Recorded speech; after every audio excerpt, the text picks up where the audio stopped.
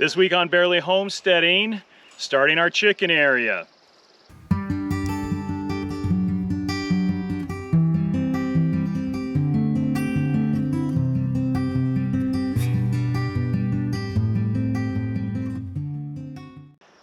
So one of the things that we learned at our homestead in Colorado is that chickens and turkeys are a very simple way to quickly get a lot more food produced on the homestead. If you get the right breed of chicken, you can get a lot of eggs very, very regularly, and turkeys are a very simple way to get a lot of protein without a lot of work. So we have been planning on our chicken area for a while. We've actually moved the plans a couple of times.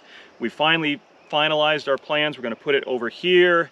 You can see the compost area behind us, and we want to make sure that our chicken area is next to the compost area so we can let the chickens into the compost area so that they can naturally turn over the compost for us. So this initial chicken area, we've already done the clearing here, well, the initial clearing, and have staked out where we're going to put the posts. This is going to be a 28 by 16 area, and we're going to be building a coop in here similar to the coop that we did in Colorado. This area will be slightly smaller than the area we had in Colorado, but not by much. And eventually we're going to be expanding this into a much larger chicken poultry complex. So this first area will be connected to a central yard that will be about 30 by 30.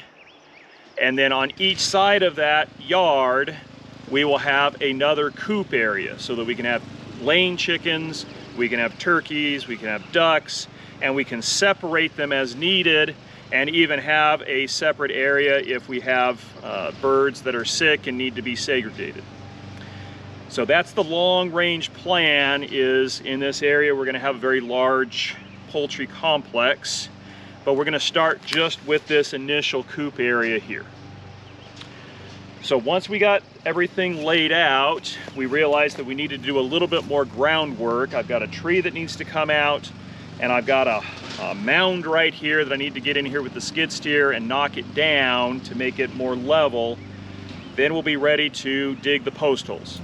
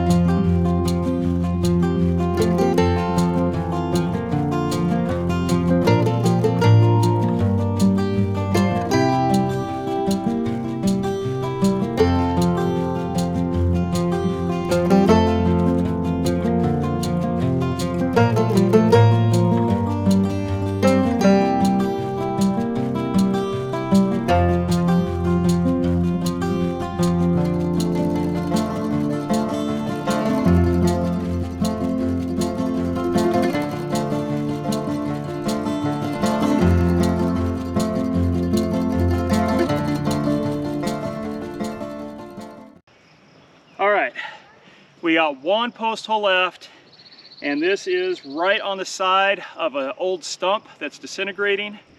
We're going to try to just dig the hole with the auger and hope that the stump just disintegrates. If not, then we'll have to dig it out by hand or with the tractor.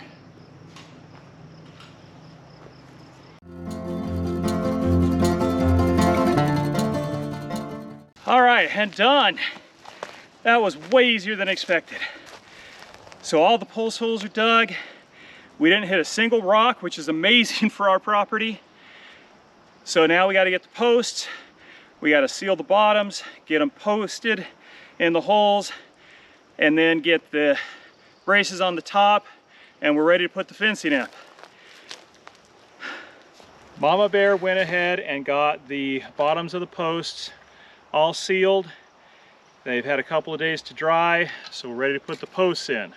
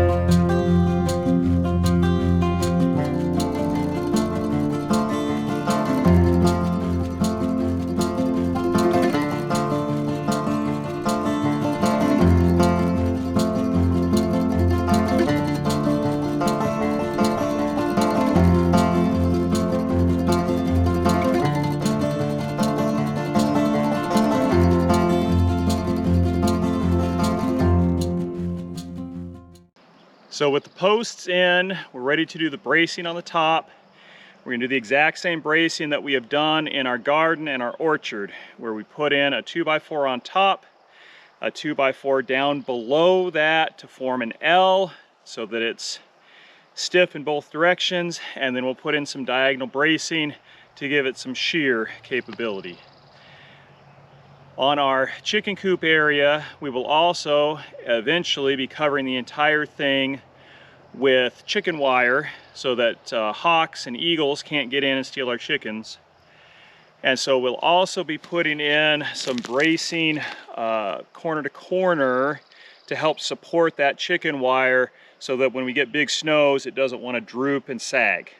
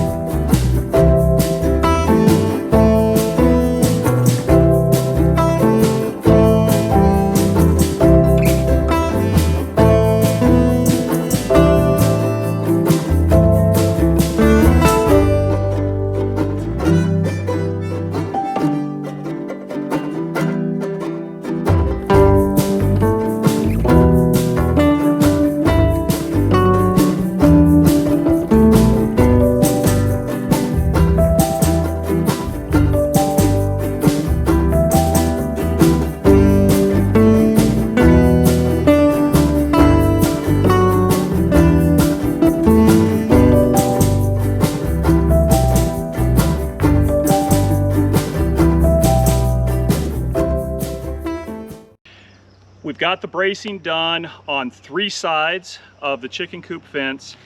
This last side, we have to wait to do the bracing until we start doing the actual chicken coop, because the chicken coop is being integrated into that side of the fencing.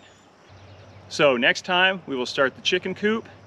Until then, this is Lumberjack with Barely Homesteading saying use it up, wear it out, make it do or do without. Please like and subscribe, and we will see you then. Bye.